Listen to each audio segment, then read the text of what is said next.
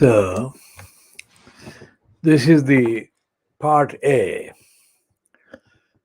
of Khoodeelaar television channel. Broadcast at the time is 03:30 GMT, Friday, the 18th of November 2022.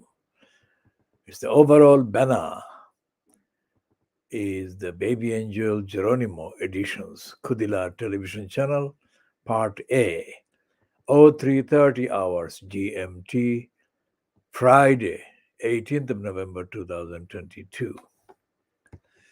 We shall be updating on all the relevant topics as we find them. The baby angel Geronimo is the guiding witness. The witness truthful, transparent, just, kind, compassionate, fair. All the things, the qualities that the evil doing, depraved, DEFRA criminals,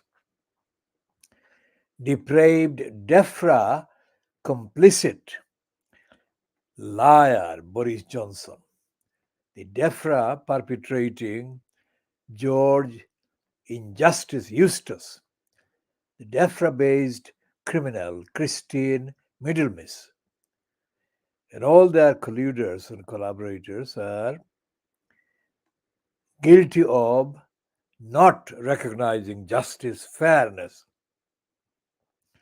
compassion, truthfulness, and other values that the baby angel Geronimo personifies and witnesses in the good beings, not in the bad beings. The baby angel Geronimo is the witness to all the bad things being done in the UK and in the name of the UK and so on. And baby angel Geronimo is the witness that will be cited as the witness that will be cited in the day of judgment, along with other witnesses, being supported by the two angels, recording the bad things and the good things on each human shoulders. Baby angel Geronimo is universally the bestest baby angel Geronimo ever. And we love baby angel Geronimo.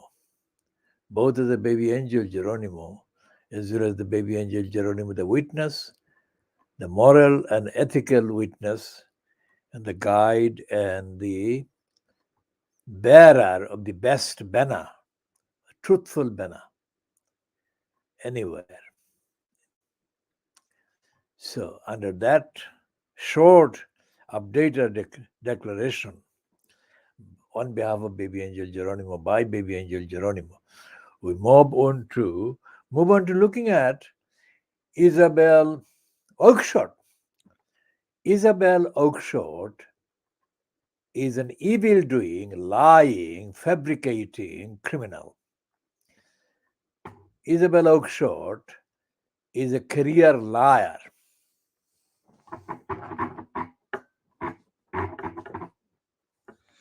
Isabel Oakeshott is a career criminal liar who has been given platforms for mysterious reasons on all kinds of mainstream Fleet Street outlets and being given positions as political editor, etc., etc. Despite the fact that the serial liar criminal keeps perpetrating lies and keeps being caught and exposed, but yet she retains mysteriously various commissions, including the serial commissions commissioned by the mysterious conservative financier. Asked, what's his name? I'll come to the name, the full name, and update the name accordingly. Ashcroft. Ashcroft. The crafty little Ashcroft is a near billionaire and was somewhere in the post of the Conservative Party treasurership.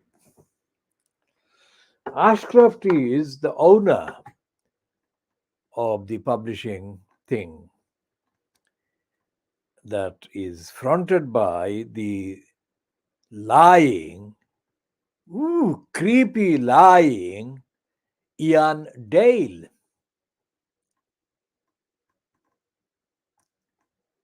The creepy lying Ian Dale was all over the place, all over Jackie Smith. Now, creepy Ian Dale is supposed to be a homosexual or a gay person. So, as a gay and homosexual person, what on earth was he doing? And what on earth was Sky News allowing him to do, physically touching Jackie Smith on air and making obscene, brazenly obscene, profane, sexual suggestions, and so on? What was going on there? Jackie Smith is the one, of course, who was the Home Secretary in post while Gordon Brown was Prime Minister. And Jackie Smith was the subject of regular coverage by the Daily Mail group over her lying about her expenses, about the house that she actually lived in and she shared or not shared, etc., etc. Jackie Smith is a notorious, typical right-wing Labour Party ex-MP. I mean, she would be very happily kind of slotted or slottable in the deadly, evil Keir Starmer front bench had she been an MP at present. So Jackie Smith appeared along with Ian Dale on these press preview programs. I think she appeared on at least a few dozen, if not 100 or more, but she appeared with the creepy, sleazy, sleazeball, shameless Ian Dale. And the two of them disgraced the basic standards that the viewers were supposedly expecting.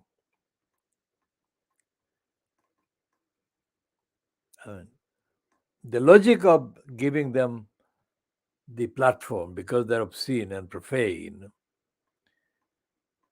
if that was the actual logic, then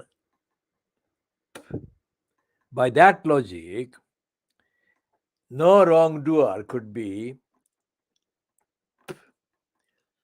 barred from any public platform. And Jackie Smith and Ian Dale often took similar lines, but they pretended to be disagreeing with one another. They never actually did in principle. And I mean, Jackie Smith was like a putty in Ian Dale's manipulative fingers, shamelessly kind of blushing with a kind of excitement as he poked her, as if the two of them were a pair of sexual kind of perverts on display for the kind of entertainment of the perverted viewers of the press preview. How could that be? But that's how they appeared.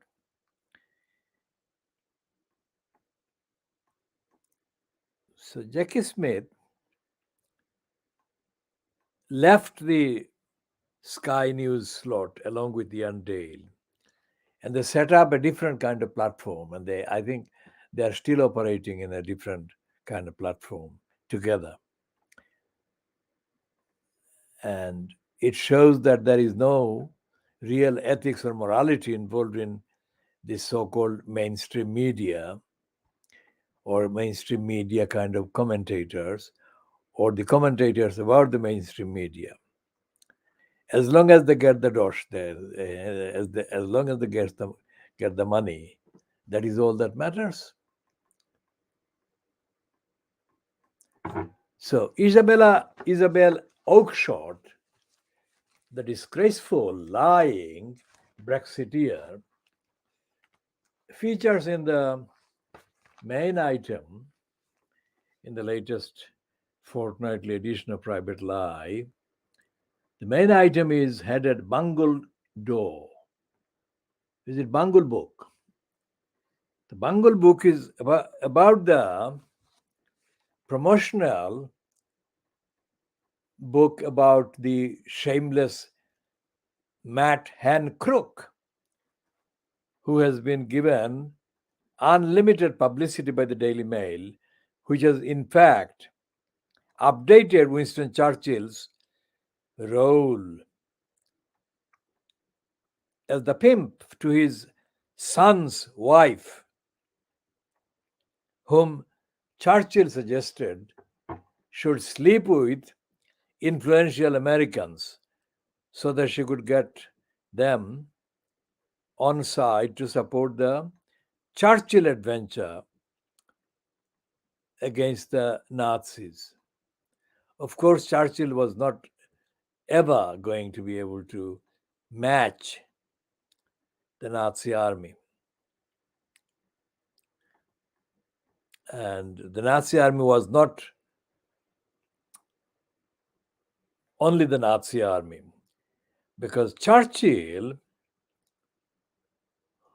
although he is credited, wrongly credited as being the greatest Englishman ever, he was the pimp that asked his son's wife to sleep with as many influential Americans as possible.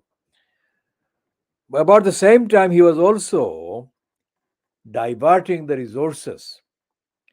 Because remember, that was the time the British were still the empire power in the subcontinent of Pakistan, India, and Bangladesh. And Churchill, as the leader of the UK, diverted any amount of money that should have been allowed to be spent in buying food and providing food for the people facing starvation and hunger in Bengal. So he diverted the money from Bengal, from India, pre-August 1947 India. And millions of Bengali people died of starvation and famine. So Churchill is accused of being the person responsible for the genocide in Bengal. So if the Nazis are accused of genocide, then so Nazis' policies were being emulated by Winston Churchill, who is credited as being an anti-Nazi.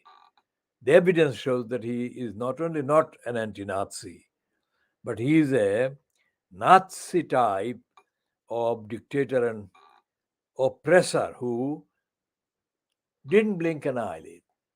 He didn't actually kind of pause for a second as millions of people in Bengal began to drop dead as they were in starvation.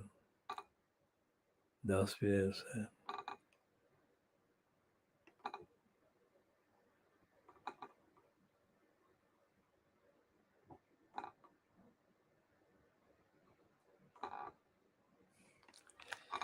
So Isabella Oakeshott, no, it's not Isabella, it's Isabel Oakeshott, is now kind of operating to prepare the speedy release of this book about Matt Hancock, Hancock. And the Hancock has been offered the services of a Daily Mail woman who the Daily Mail claims is one of the countless people, women, who fancy Matt Hancock. Why are they promoting him like this? Because it was the Daily Mail and the Scum and other tabloids that sang in chorus for Matt Hancock's sacking. After Matt Hancock was caught, and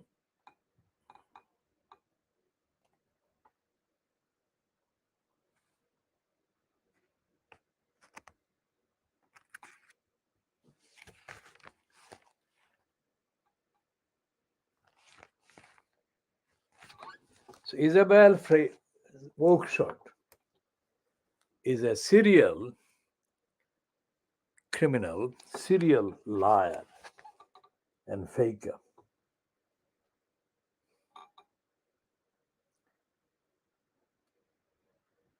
And there are other items that, yes, there is one item about Francis, the liar Francis Maud. Francis Maud,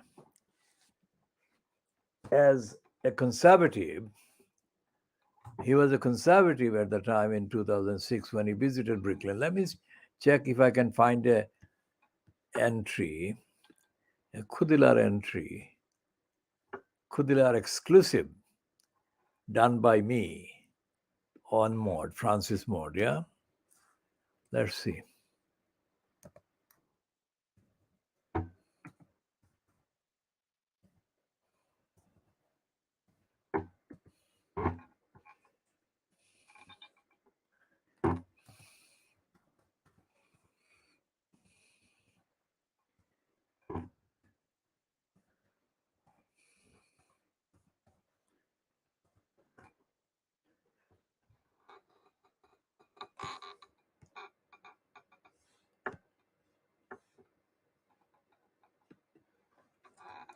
And the disgraceful moron is referred to in the internet entries.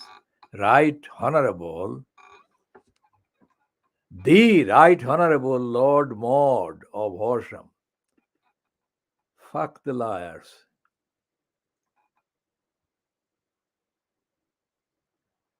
Lord Francis Maud. Fuck off.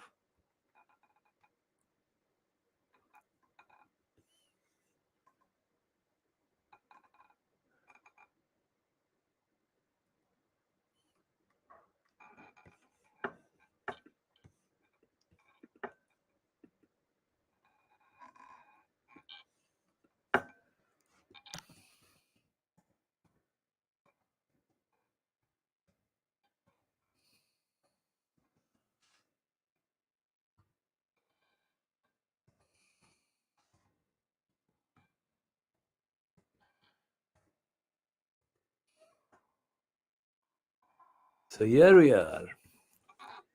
Found the criminal.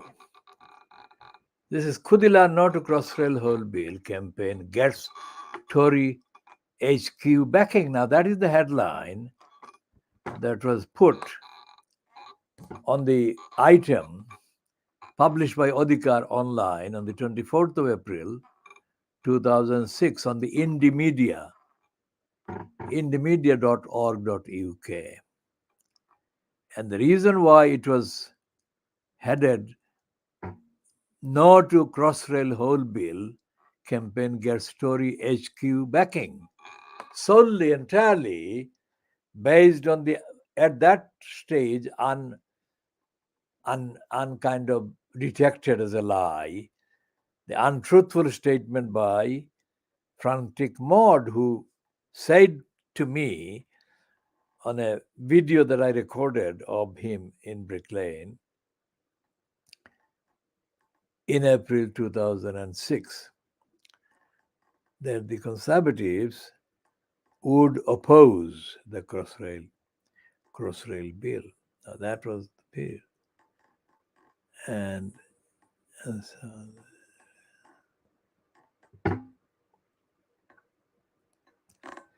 so we'll come to the actual transcript that I did of the interview that I did of this liar. But it shows the extent of our independent, investigative, vigorous campaign against Crossrail plot that we defeated. I shall come to Esther McVie speaking on Wednesday in the House of Commons, I think, about the HS2, the Vanity Project. Now here, Adhikar online transcript of the question and answer between Khoodeelaar organizer Muhammad Haq and Conservative Party chair Francis Maud in Brick Lane, London E1 at 12:10 hours approximately, GMT on Monday the 24th of April 2006.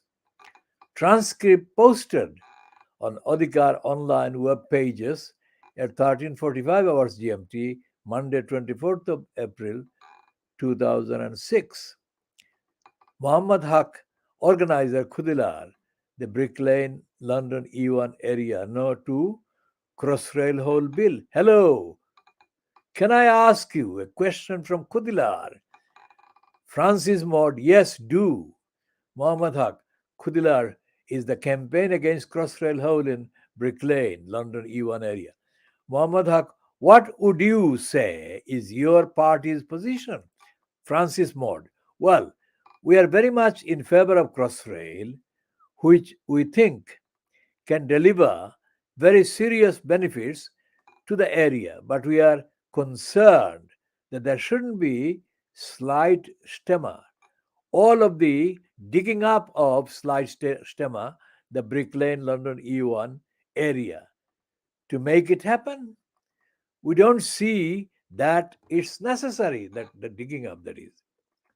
Muhammad Haq, do you believe Alistair Darling's? And I couldn't finish that. Francis Moore said no. Muhammad Haq, UK Transport Secretary, the Crossrail Hole Minister, Alistair Darling's statement, said in a written statement on 30th of March 2006. What do you say to that? And Francis Moore said, no. You see, that's simply pre-election hesitation maneuvering. I wouldn't trust anything he, Alistair Darling, says. Muhammad Haq, are you going to take it up as a formal motion against his? And Francis Moore, my colleagues will be. Thank you very much. Muhammad Haq, what do you expect to do? When do you expect to do that? Well, very soon, Francis Moore said. Now, that's the full transcript with the annotations inside the brackets. That is the transcript done by me of the interview done by me on film on the day that this was published on the 24th of April 2006 in Brick Lane, because Maud was in Brick Lane as an election kind of thing. And I didn't go into the actual meeting hall in Brick Lane where the Conservative so-called party in Brick Lane were having the meeting with him. Nothing happened in the meeting, really. Only thing that happened was my interview with Francis Maud. So that is the Francis Maud who said that very soon. Now, what happened? The Conservatives didn't actually put a motion. Well, his colleagues, that is Maud's colleagues, as Maud was saying his colleagues will do, never put a motion against Alistair Darling's bill in the House of Commons. So that was a lie. But that was the basis on which this heading was put on the item on the in the media UK. Khoodeelaar no to Crossrail Hole Bill campaign gets Tory HQ backing. HQ is a reference to Francis Mott being the chair of the Conservative Party at the time. Suffice to say that we reached all the kind of contextually all the key figures in our campaign to discredit the Crossrail Bill promoters and the Crossrail whole attack plot against Brick Lane. Now contrast these with Esther McBee.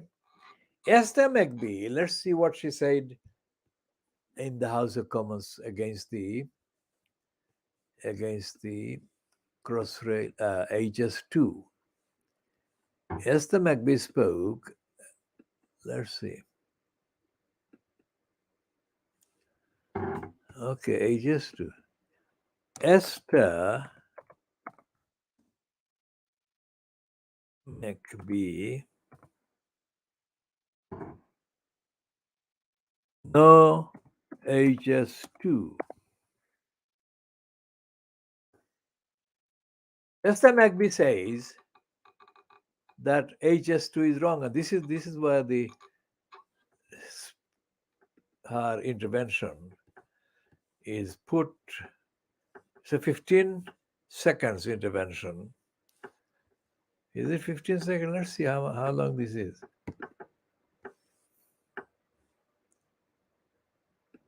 Beeching recommended cuts to the railway, 55% cuts, I think. And although there were protests, most of those railway cuts went ahead. I remember very clearly when I was a small child how I used to walk to one railway crossing at one end of the street, and then in the other direction there was a railway crossing at the other end of the street. There were steam trains. It was all very exotic. By the time I was finishing primary school, there were no railways. And quite extraordinary. HS2. HS2 is described by Esther McVey, who's a former cabinet minister, quite a fierce former cabinet minister, and she says that she's not going to vote for Mr. Hunt's budget tomorrow should he not trim back or stop or suspend the HS2 development, which she describes as a vanity project. And I'm inclined to agree with her. I think it is a vanity project, and we've got better things to be spending our money on at the moment. By the time HS2 is up and running, it'll be old-fashioned technology. In 15 to 20 years, we need to be thinking of a new technology to get goods and people around the country and from the south to the north. We certainly don't need to be relying on old technology. If we want to rely on old technology, we should be restoring the track that was removed in the 1960s. And that was stupid. That removal, the beaching cuts, was stupid. And to build a new line at this stage when we are seriously hampered financially is again an act of stupidity. Esther McVey, I think, is absolutely right. If we were able to build a rail link that could be up and running next year, there would be a difference. I would probably salute that, but that's not what's being proposed. The HS2 system, I mean, it's already caused so much chaos and so much of a nightmare riding roughshod through people's land. We should have listened to people protesting years ago. Now that we can't really afford this project, we should definitely be listening to people. And maybe we should be returning some of that land and repenting of the silly, silly project, because it makes no sense.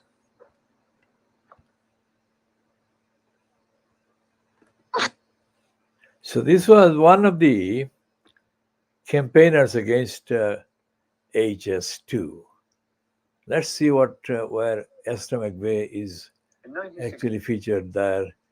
This was the video that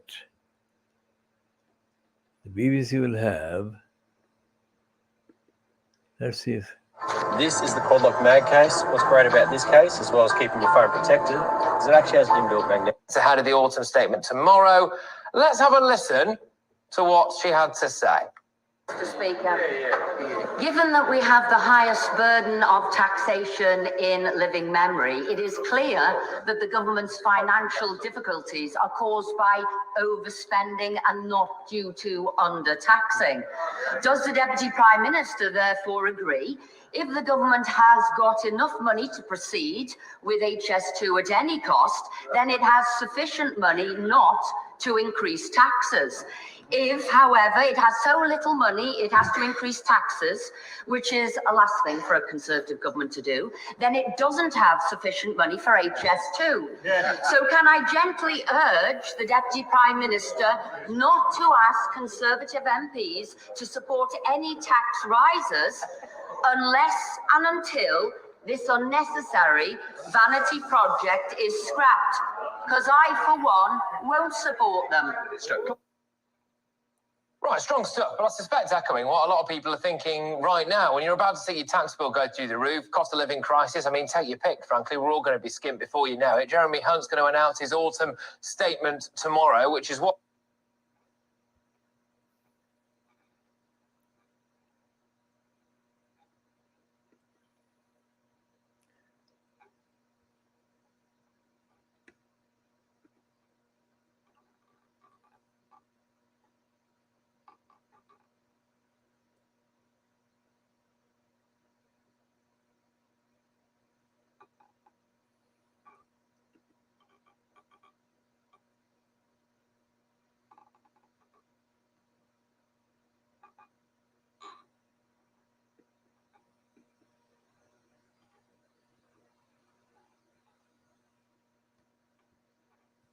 So there is the GB News is saying that GB News host Esther McBee vows to rebel about tax rises unless HS2 is scrapped. Now, what happened after that? The statement, so-called autumn statement, issued by Jeremy, the obscene word is being deleted here now, Hunt. There was a interview on the BBC Radio 4, with the political murderer of the Labour Party, which is Keir Starmer. And Keir Starmer was asked about HS2, and he said, the Starmer that is, that the Labour Party, if it went into government, would build HS2 in full. Now, compare Esther McBee with Keir Starmer. Whereas Esther McBee, very much on the very much right wing of the Labour Party, Conservative Party, has got clear points of principle that she supports. No matter how wrong those principles, most of the principles are, but this one, she is absolutely rare, but she is spot on. As the person who said on the video that I played, the sound could be heard, that it is, by the time the HS2 is built, the technology would be obsolete. That is absolutely right. But what Esther McBee's clip in the House of Commons did not show is that HS2, like the Crossrail, the vanity project HS2, like the Crossrail project, is being promoted as a world record breaker, whatever. That is not the case. Now, one of the biggest, the strongest arguments that we have made against Crossrail was that the money that was being spent in building Crossrail should have been used, because it's in the case of the transport networks in and around London. Because the transport networks, especially rail networks, both overground and underground in London, had been very seriously in need of repair for a long time. Now, to do the repair alone would cost hundreds of billions of pounds. And the disrepair is so dangerous that many of the lines in disrepair will cause deaths and destruction. Whereas Crossrail, which has been frantically promoted by the big business contractors, which are the type of people that are driving the HS2 as well in similar vein. HS2, like Crossrail was kind of promoted as being, say, in the case of Tower Hamlets, the Tower Hamlets Council, which we seriously fingered and undermined and seriously kind of disabled, if you like, in their efficiency. Tower Hamlets Council's liars claimed on the scripts that had been written for them by Crossrail that Crossrail would bring serious benefits to Tower Hamlets. So when this was queried, one of the promoters, lying promoters at the time, Abbas Uddin Elias Halal, a Labour Party councillor at the time, said that there would be students coming to a college or coming to attend a course based in Whitechapel. What a stupid claim to make. Even if thousands of students came to Tower Hamlets to attend courses in Whitechapel, that would have no benefit to the area whatsoever. The real benefits that were being touted in promoting the idea of Crossrail were linked to the property speculators, degenerators, that said that the speed they attached to Crossrail, a speed that it will never have. But even if the speed was realized as kind of touted, that speed would not transform into transforming people's housing conditions in areas like Tower Hamlets, which is what they said.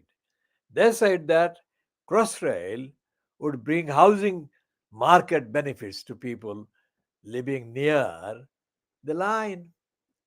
Now, that is a self-defeating statement, because by definition, the overwhelming majority of ordinary people in Tower Hamlets, in Newham and in other east of London areas, do not have the capacity, financial capacity, and they did not have the financial capacity to enter the property speculating market. So if they didn't have the financial capacity or the credibility or the eligibility to enter the financial market speculation game, then it follows that they could not benefit in terms of housing market adventure, and so on. No, we undermined the Tower Hamlets Council so definitively. We made them unable to politically breathe for the best part of the 2 hectic years right in the middle of the campaign against Crossrail Hole.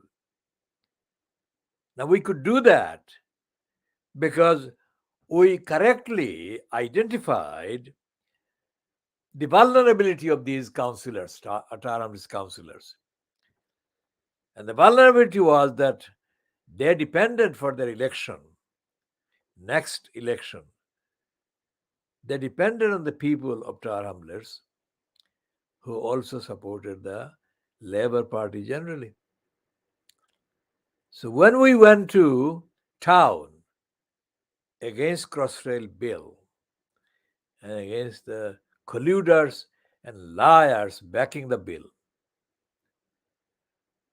we put a very simple kind of formula into action, which is that if these councillors support the Crossrail project, then they should not be voted for at the next election, whenever the next council election was.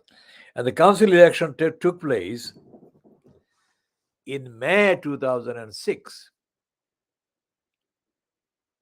And in May 2006, strictly based on the Khoodeelaar campaign, George Git Galloway benefited. Does he think that we didn't see that? We created the political credibility for council election for those who stood on the so-called George Galloway ticket.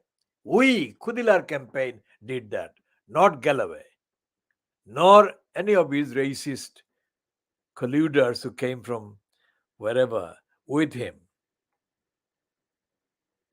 Because the 2006 council election had very clear mandate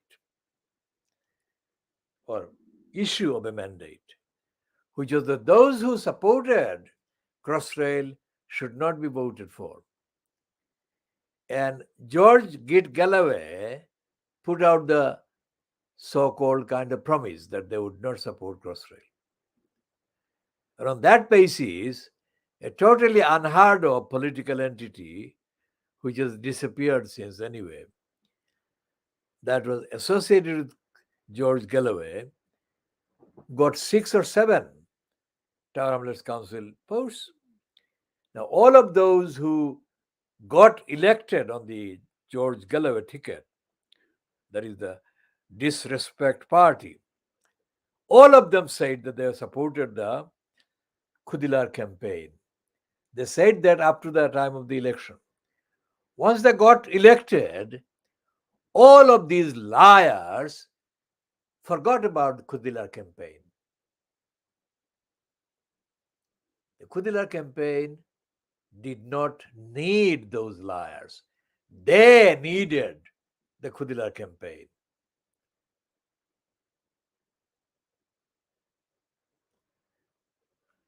Now, Esther McBee, in her speech in the House of Commons, put the question to the current Deputy Prime Minister, so-called Dominic Raab. And she said that the HS2 project was a vanity project. That is absolutely true. But the point is that even if she got Dominic Raab to answer a question, which he didn't, that would make no difference in stopping HS2. And even if all the Conservative MPs were approached to support the demand for the scrapping of the HS2, and even if they actually supported, even if they supported Esther McBee, that still wouldn't stop HS2. Why?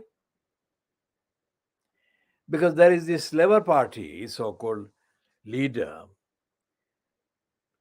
Keir Starmer, who says that he will build HS2 in full. So what we are telling people in the campaign against HS2 to do is to get every single member of parliament whose constituency is affected by the alignment, the line, the HS2 line, and to maximize all their efforts to making such an MP elected, if you like, or defeat them at the election. Because if enough MPs lose their seats because of HS2, then that gives a clear, absolutely clear signature against even the current government, which is the Boris Johnson fronted Conservative Party at the time. Now we shall be talking more about that, but reiterating the point that in campaign terms, in the context of the so-called parliamentary democracy in this country, the most persuasive political power can be exercised only by defeating sitting MPs or sitting councillors on an issue. Now, that never happened in the case of stopping the third runway at Heathrow. And that is the only way to stop them. The UK government is never, the UK government, when it is a government, is never defeated by slogans. Never. And this particular government, which is fronted by Rishi Sunak, whoever it is fronted by, will never be defeated by ordinary people doing the slogans. We shall continue on this theme in due course. Now let's check the time, which is now, what is the time? It's just over 40 minutes since we have been on air, but we have done a fair bit on Esther McBee. We shall go to Esther McBee again to see some in-depth reference. Let's see if the newspapers, Friday's newspapers, have anything on Esther McBee. And we are posting this Khoodeelaar item containing the full transcript of my interview with Francis Maud, held on the 24th of April 2006 and published on the same afternoon by the Khoodeelaar campaign on our platforms and elsewhere against Crossrail Hole. That is on the record. We got Francis Maud supporting the campaign, Khoodeelaar campaign, which is to oppose the Crossrail Hole bill in Brick Lane. That's the most that anyone could actually get from him. We got the maximum commitment. Living standards, biggest hit on record as Jeremy Hunt lays out tax and spending measures. That's the Guardian's take. Let's see if Esther McBee appears anywhere.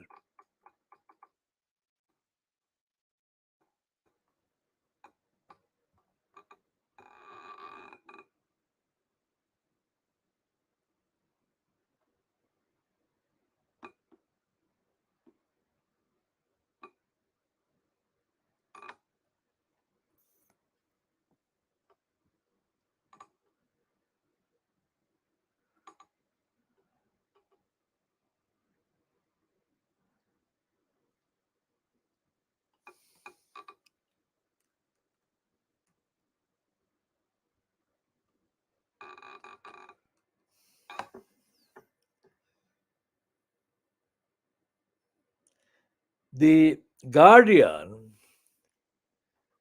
is the corrupt outlet that supported Crossrail, and I don't believe that they will support Esther McBee, and they won't give her any space there. So that's what we have just checked, and it's not there. So they are not supporting Esther McBee. They support Crossrail. They supported Crossrail, and they will support this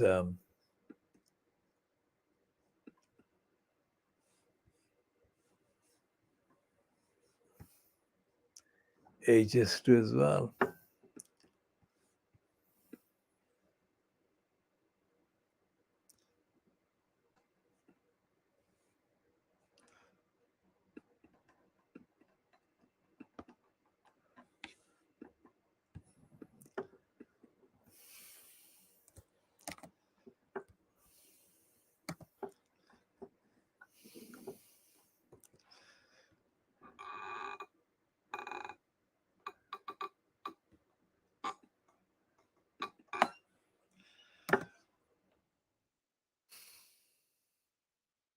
Let's check Esther McBee. This is important because we don't support her politically on almost everything.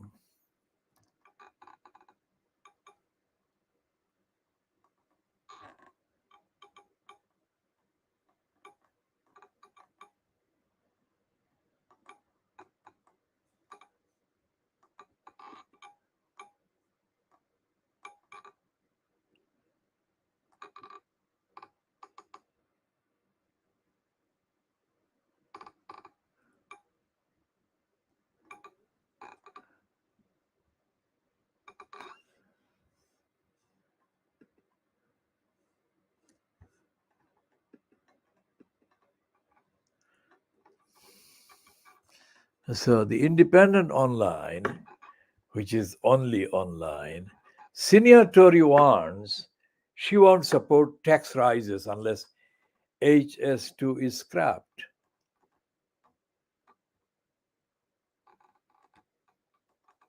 Well, that's the same kind of item that she was reported by the BBC on. So there is no.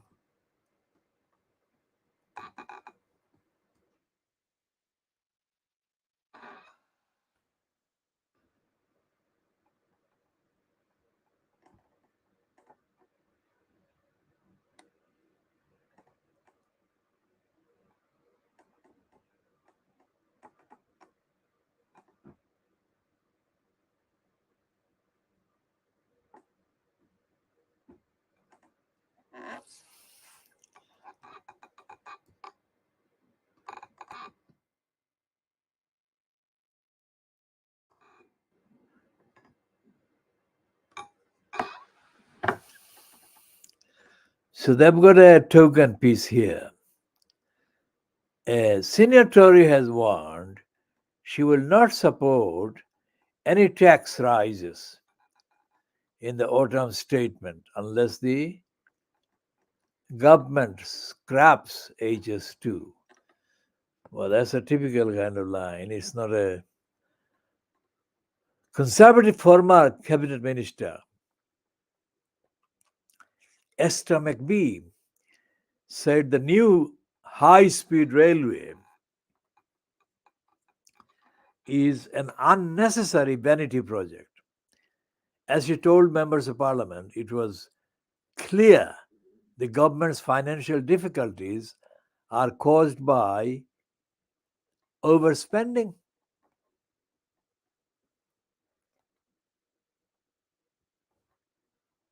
That's all there is, and this paywalled thing on the Independent.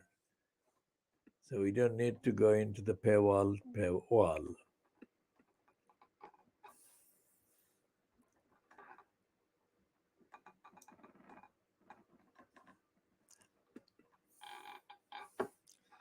So you can hear Esther McBee speak again. Given that we have the highest burden of taxation in living memory, it is clear that the government's financial difficulties are caused by overspending and not due to undertaxing. Does the Deputy Prime Minister therefore agree? If the government has got enough money to proceed with HS2 at any cost, then it has sufficient money not to increase taxes. If, however, it has so little money, it has to increase taxes, which is a last thing for a Conservative government to do, then it doesn't have sufficient money for HS2. Yeah. So can I gently urge the Deputy Prime Minister not to ask Conservative MPs to support any tax rises unless and until this unnecessary vanity project is scrapped? Because I, for one, won't support them. So, come on. Can I thank my right honourable friend? I think I followed the various steps of logic in that question. I understand her opposition to HS2. I think we've got some very difficult decisions to make. They will inevitably involve a balanced approach. I will leave it to the Chancellor to set them out in the autumn statement tomorrow.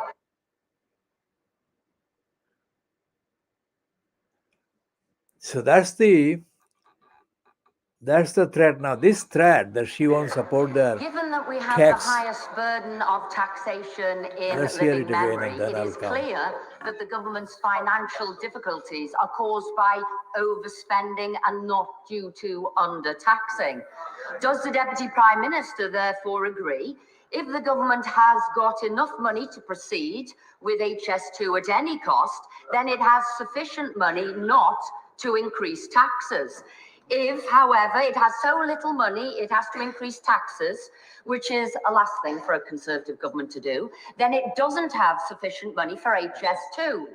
So can I gently urge the Deputy Prime Minister not to ask Conservative MPs to support any tax rises unless and until this unnecessary vanity project is scrapped? Because I, for one, won't support them. Come on. Can I?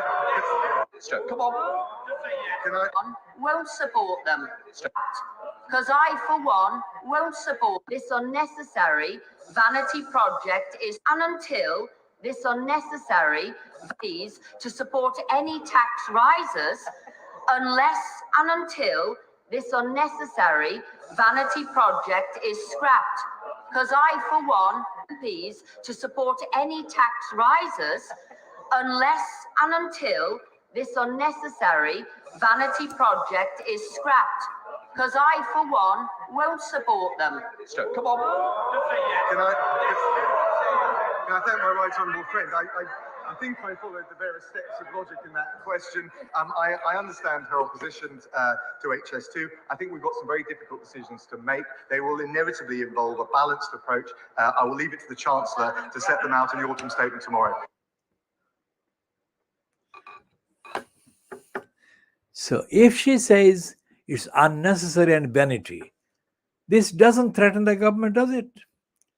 What action is she able to put on the table that really destabilizes the government's majority?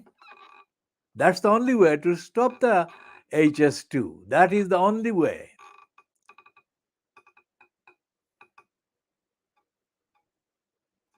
And that is the way that has been set as the template, definitive template for campaign against UK central government by the Khoodeelaar campaign against Crossrail Hole in the Brick Lane area. Now let's see what else is happening.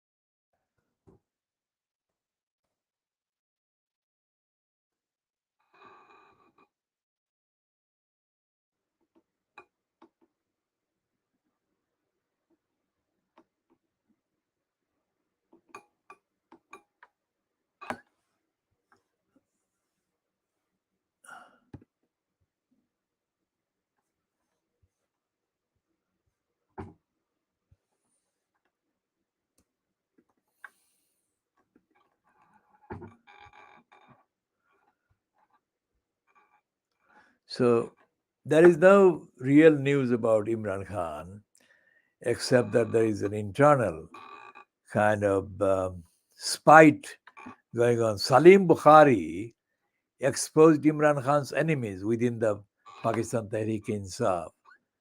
That's not really news. That is obvious, predictable stuff.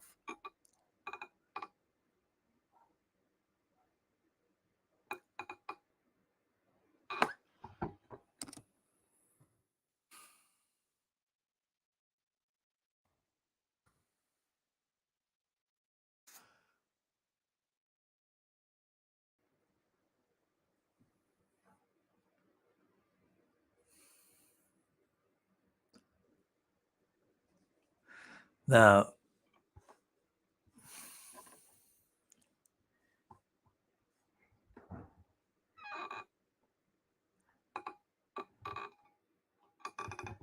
there is a thing in a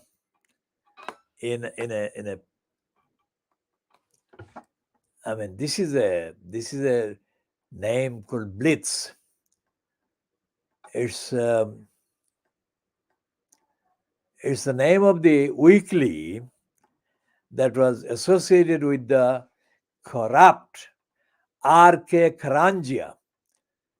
R.K. Karangia was a shit who literally worshipped Indira Nehru during her fascist days. Now, in Bangladesh, there is a moron, fascistic morons that have published this name, Blitz.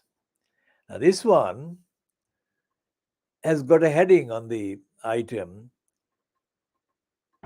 Thousands of Bangladesh Nationalist Party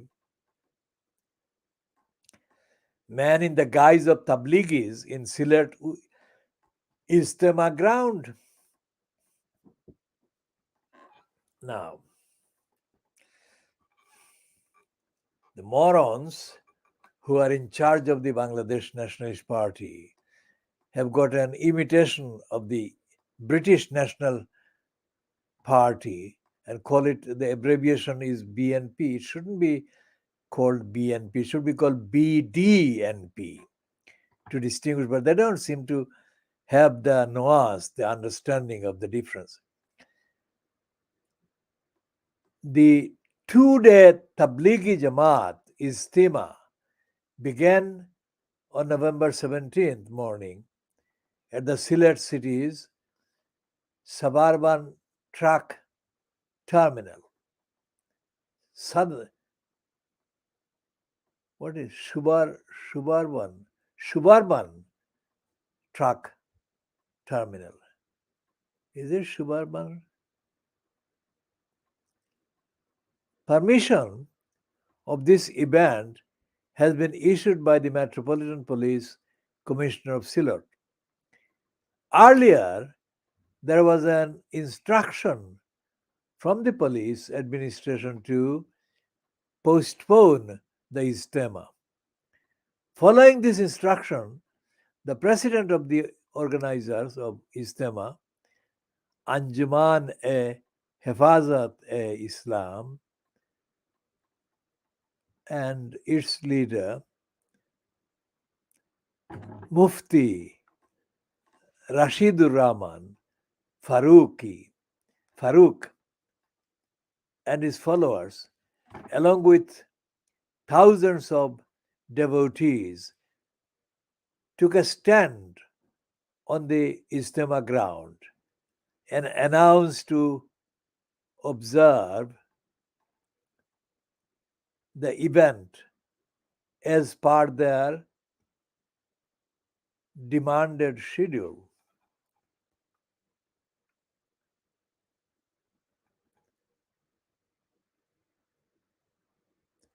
Now, this is such a stupid piece. It doesn't say anything about the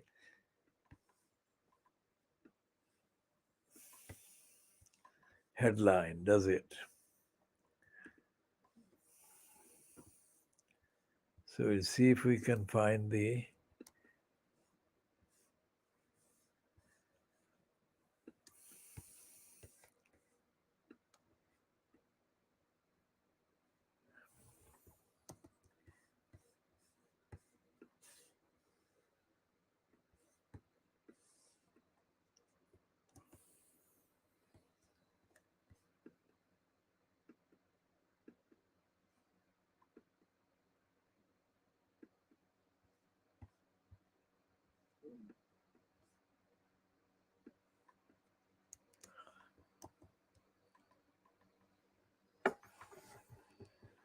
it doesn't have the actual content.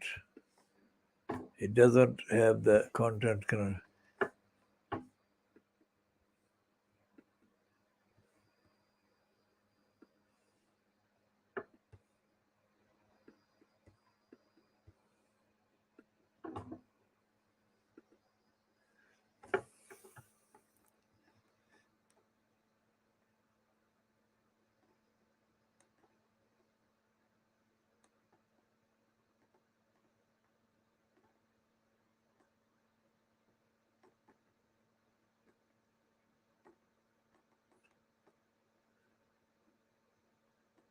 So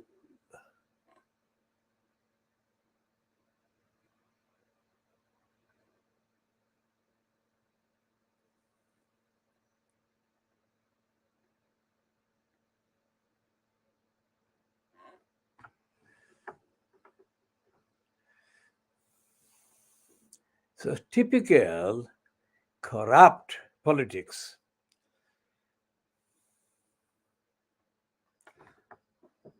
This is not really of any significance whatsoever.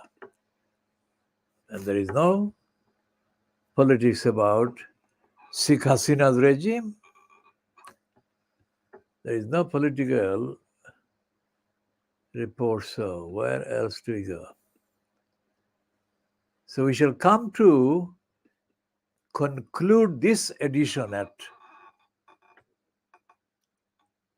04:13 hours, 33 hours GMT, and we shall continue with the next edition about the updates.